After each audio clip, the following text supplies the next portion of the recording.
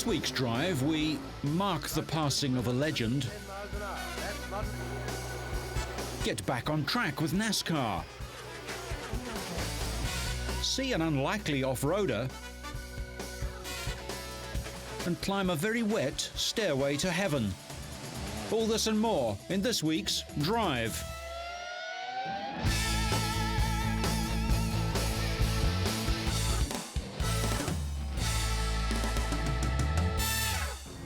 We start at the Fiorano test track, home of the Ferrari Formula One team, for the unveiling of their new contender in their brand new GES logistics building.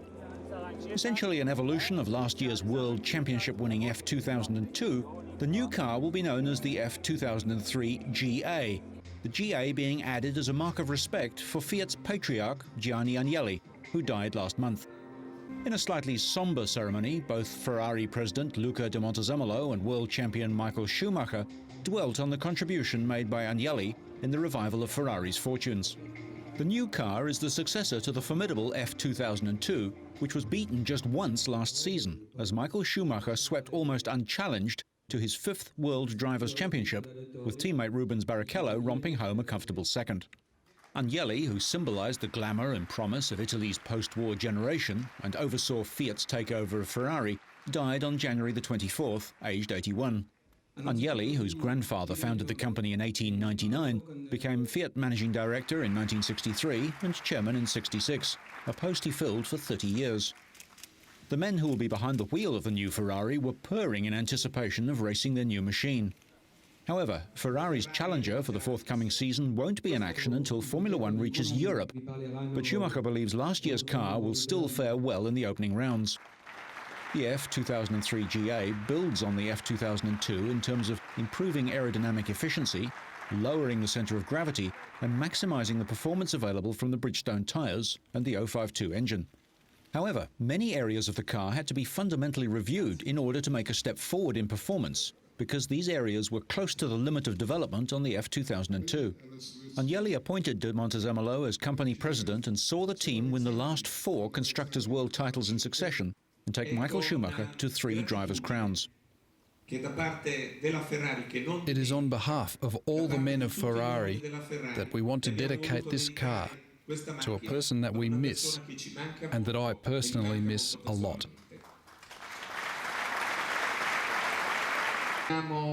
The team's second driver is enthusiastic about the tool he'll use in this year's campaign. When the car was turning, I couldn't stop looking at it in a way that every lap was a different thing that I found it on the car. So it was pretty emotional in a way. It's such well done on the back of the car. It's really nice. New rules for Formula One come into effect this year. Perhaps the most significant will be separate, solo timed practice. What does Rubens think of this? I love it. I think it's a fantastic idea. For one reason is the traffic. You remember so many other times we used to have Monte Carlo or even Hungary used to be so difficult to do, to complete one lap. So this is great just to be on our own doing a lap in Monte Carlo is going to be very, very much fun. Rival teams Williams and McLaren are working hard to close the gap to Ferrari and have shown good results in pre-season testing. Is Michael worried? Yes.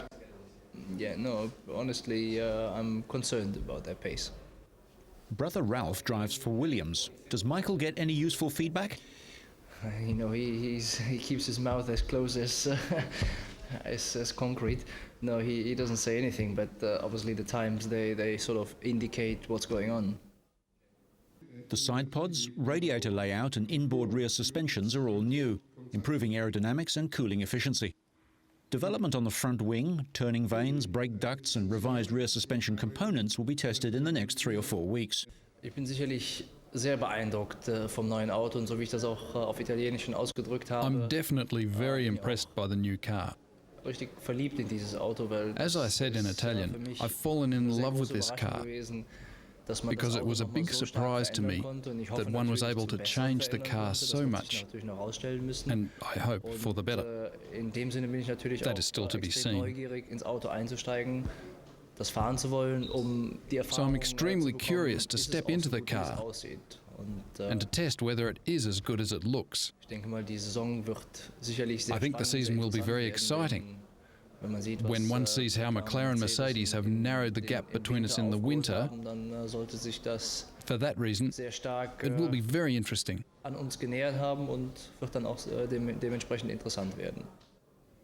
The gearbox is a development of the previous one, but is shorter, narrower and lighter, and gear selection has been refined for a faster gear shift. The power steering system has also been redesigned, and a version was tested during 2002.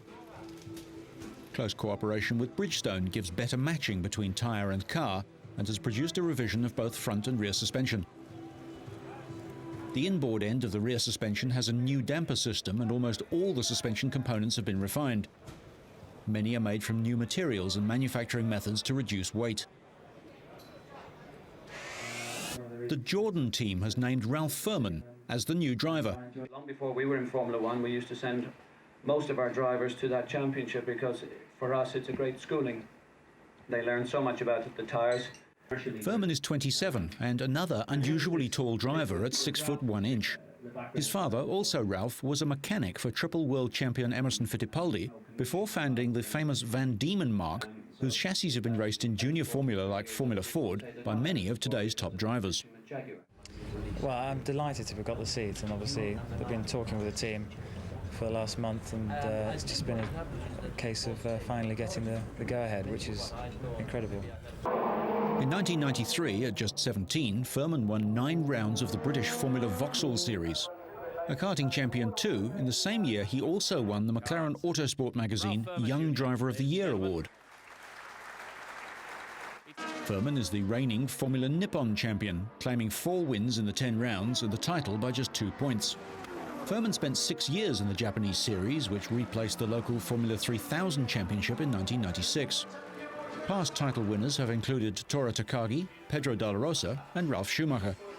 He had previously won the British Formula 3 Championship at his 3rd attempt and won the 1996 FIA Formula 3 World Cup in Macau.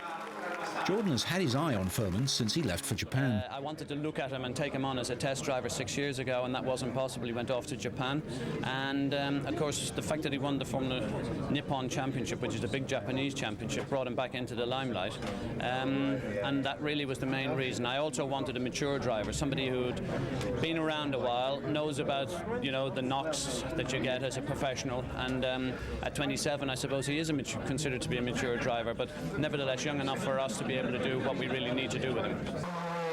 Despite the long delay in making the announcement of Furman's contract and the possibly linked aspect of sponsorship from tobacco giant Benson and Hedges, the cars have been undergoing development and testing during the off-season. For this year, the team has Ford engines, and Furman has been driving the car at the Valencia circuit in Spain. His first race in Formula One will be the Australian Grand Prix. What will his strategy be for the race, which often favours midfield teams? Not to crash. I think stay out of trouble the first corner, and with the extra point system this year, scoring from 6th down to 8th now, I think it's a great opportunity for teams to be able to score races, more points, not only at the first race but all the way through the season, whereas in the past it's been difficult to compete with the top teams. And what are your views on the driver aids that are disappearing? Perfect for me. Never been used to driver aids, and I'd prefer they weren't on the car, so looking forward to hopefully my talent shining through and being able to move further up the grid once I've turned them on.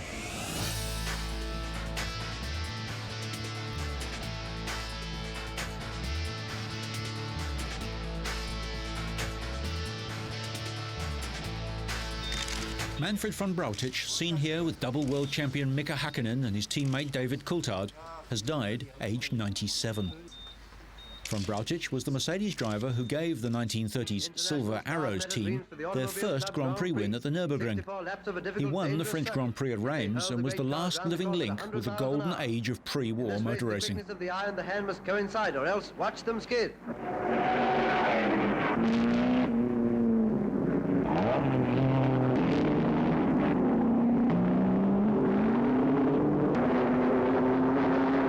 Van Braukitz was the winner at 110 miles an hour. That's modern racing. In 1937, Mercedes fielded a four-man team of Caracciola, Van Brautich, Herman Lang and the Briton Dick Seaman.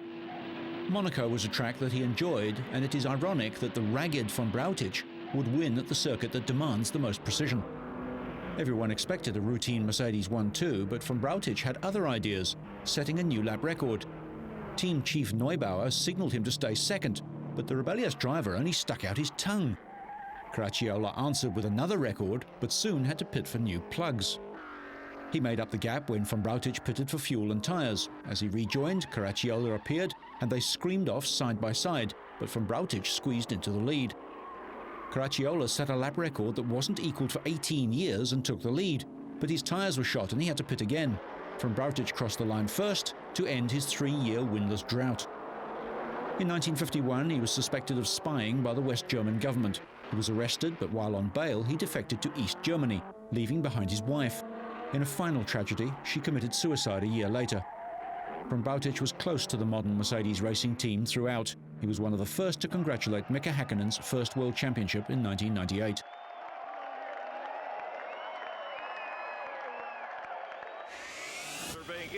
In a new format, 19 starters in the 25th non-championship Bud Shootout raced for 20 laps, then took a 10-minute break in which crews could make changes before the final 50 laps.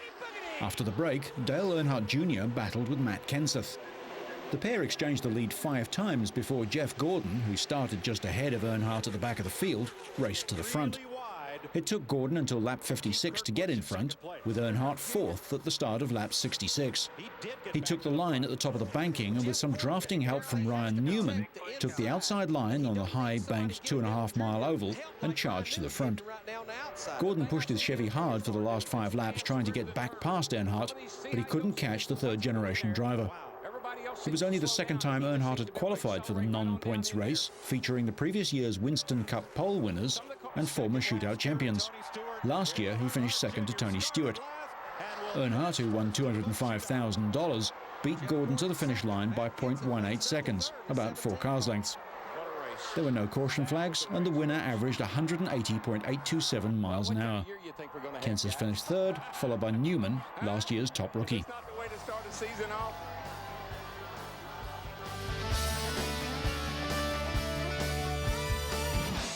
German car maker Porsche used its new test track next to the factory in Leipzig to launch the new Cayenne 4x4 model. The test track has a separate area built on 200 hectares just for Cayennes. The track itself is FIA approved, which means it's likely to be used for racing soon. 2 models of the new all-purpose powerhouse will be offered, the S and the Turbo, which accelerates from 0 to 100 kilometers an hour in 5.6 seconds and reaches a top speed of 266 kilometers an hour. To the purists, a Porsche sports utility vehicle is almost unthinkable and represents a dilution of the purebred heritage of a high-performance sports car. For example, it's the first Porsche to have more than 2 doors. It doesn't help that the Cayenne shares its platform and some of its components with the Volkswagen SUV, the Touareg. The last Porsche VW collaborative vehicle, the mid-engine Porsche 914, wasn't exactly a howling success. However, while the VW splits its power 50-50 front and rear, the Porsche sends 68% to the rear wheels for traditional Porsche oversteer. The Cayenne Turbo is powered by a Porsche-designed 4.5-litre twin-turbocharged V8 engine rated at 450 horsepower, but it has no connection to the engine from the old 928. The Cayenne has a standard 6-speed Tiptronic S transmission and full-time all-wheel drive, an interaxle differential lock and low-range gears for steep trails, plus the Porsche stability system for maintaining control on slippery surfaces. Not surprisingly, acceleration is blisteringly quick. Porsche claims it will get from 0 to 160 kilometers an hour in 12.9 seconds, which is a third of a second quicker than the factory's claim for the Boxster S. If the worldwide success of the BMW X5 and Mercedes-Benz ML off-roaders is any indication, the high-performance Cayenne is going to sell up a well-heeled Storm. Porsche suggests that the Cayenne, especially the Turbo, will put the sport into sport utility. The luggage and load space in all its variations offers no particular surprises, being a fairly standard design which offers maximum flexibility of use, but retains the body's structural stiffness so as not to compromise ride and handling. The interior, accommodating and comfortable, is beautifully finished, much better than the insides of a 911. The only interior parts shared with the Volkswagen Touareg are the steering column stalks, although the general layout is similar. Apart from an array of instruments and digital information between the widely separated rev counter and speedo, the ergonomics are superb and equipment levels very high. The latest generation Porsche communications management system, standard on the turbo, works quickly and logically. The Cayenne is a fairly big vehicle. The turbo version is 4.8 meters long, 1.9 meters wide and 1.7 meters tall, with a wheelbase of 2.8 meters. It weighs 2.3 tons and the boxy body has a drag coefficient of 0.39. If you don't need quite that level of performance, the visually almost identical Cayenne S might fit the bill. It has a normally aspirated 4.5-litre V8 delivering 340 horsepower and will go from 0 to 100 km an hour in 7.2 seconds. Their extensive experience of marathon rallying with all-wheel drive road and rally cars is being exploited by Porsche to connect the Cayenne with Porsche's heritage. Porsche has been at the forefront of all-wheel drive design from the Lohner Porsche to the 959 in 1985 and the current Carrera 4. Porsche has been engineering four-wheel drive and all-wheel drive vehicles for a very long time. While responsive and competent on the road, the Cayenne is equally at home in the rough. An air suspension, like the all-wheel drive system, is controlled by switches on the console. It offers 3 settings, although many owners will ignore it and leave it in the normal mode. Ground clearance can be varied by 116mm to a maximum of 275mm, with the optional Advanced Off-Road Technology package. The suspension even allows the anti-roll bars to be decoupled to increase suspension travel by another 60mm. Production of the Cayenne is a real collaborative effort. A manufacturing network which includes the main Porsche factory in Zuffenhausen in Germany and Volkswagen plants in Braunschweig and Wolfsburg in Germany and Bratislava in Slovakia. Sheet metal pressings come from Wolfsburg, axle and suspension components from Braunschweig, and the body shell is built in Bratislava. The heart of the SUV, its engine, is built in Zuffenhausen, where engines are currently produced for all the other Porsche models. Like many of the new breed of high-tech off-roaders, some time-honored bush driving techniques will be overtaken by technology, and some owners may need to relearn how to drive their new toys. A true Porsche, the styling of the Cayenne is characterized by muscular wheel arches, the distinctive Porsche family headlights, the V-shaped bonnet, and the overall design of the vehicle typical of the marque in every respect, despite being the first 5-door, 5-seater Porsche ever built. Proximity sensors are standard front and rear, which will be welcome news to anyone likely to scratch that expensive paint on rocks, trees, or supermarket trolleys.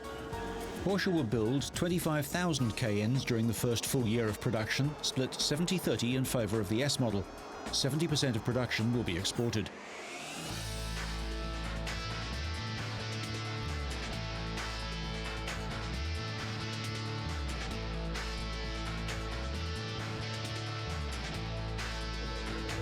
Saudi-born rally champion Abdullah Bakashab has revealed the new car with which he will mount an assault on the Middle East Rally Championship title, currently held by arch-rival Mohammed bin Sulayem.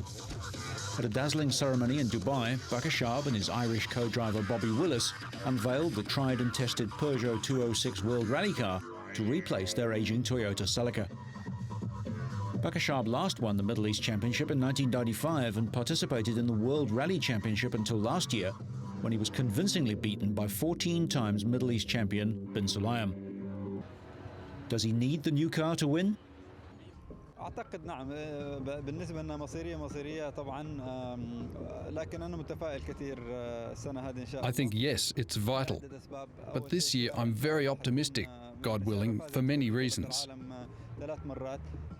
First, the car has won 3 world titles, and we are hugely supported by Peugeot itself, and from Mr. Jean-Pierre Nicolas personally. He gave us guarantees to win this championship. The team is very strong. We also have a great engineer. His name is Reno, from the Italian team. He made many drivers world champions. Sponsors have also put in more money to bring in this car. These are things that make me optimistic, especially when the times we recorded last year were good, despite the bad luck in the old car. This is a new page, I hope. Team manager Nick Galino said that they'll rely on Peugeot's experience in rallying. So I think it will take a short time to set up a car in a proper way for the Middle East Championship conditions. The old Toyota Celica couldn't cope with the rough terrain and the heat on the regional series, mechanical failures forcing him out of the Syria, Lebanon and Qatar rallies. Bakashab won the Middle East Rally Championship Group A in 1995 and the Group N title in 93 and 94. He will contest 5 rounds of this year's Rally Championship and possibly one event in the World Rally Championship.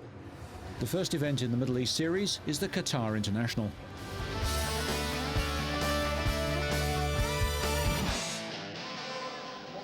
Barcelona's Sant Jordi Stadium saw 12,000 fans for the 5th round of the Indoor World Championship.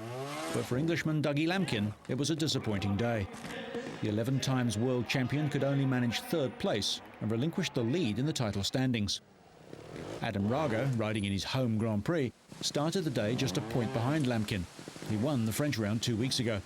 He made light work of the awesome waterfall section and over the qualification lap accrued just 16 penalty points compared to Lampkin's 23 and current world champion Albert Kabastani's 25.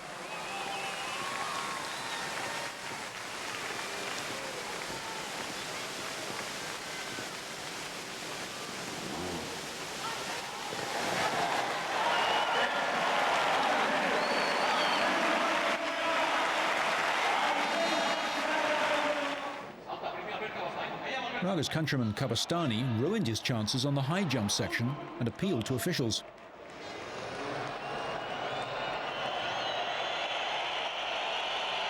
Despite his protestations and the partisan booing of the crowd, the replay clearly showed Kabastani's back wheel bringing down the top bar of the jump. Unfortunately for the paying public, that meant that Raga had a 3-point lead and therefore the final runoff became a formality as he wasn't taking any risks. Kabastani was able to showboat a little, knowing that the 2nd place points were already his, while all Raga had to do was to avoid disaster to chalk up his 3rd win of the season. The Gas rider won his first ever indoor trial in this arena last year. Raga's 2nd win in 15 days gives him a 5-round total of 90 points, 4 ahead of Lampkin and 13 over the defending champion.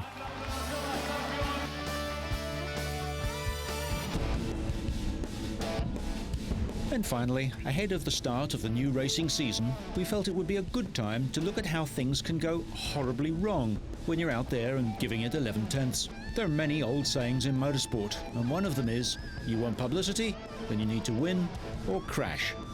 Here are people who've decided that they aren't likely to win, but need the publicity. Crashing often loses you places and always costs you money. Take it from someone who's done it a few times. But the good news is that with racing safety regulations, most drivers get to walk away from what look like major league crashes. Typically, there are many ways to describe a crash and how and why it happened. These include soil sampling and going to the beach, although race engineers and pit crew generally take a dim view of the hapless driver who wrecks the cars that they built for him. And no matter how bad the off may look, one thing is constant. Racing drivers can't wait to get back on the track. So, whether you crash out of tunnels, pound through puddles, or rip up the tarmac, so you stay on track and up to speed, make sure you catch next week's Drive.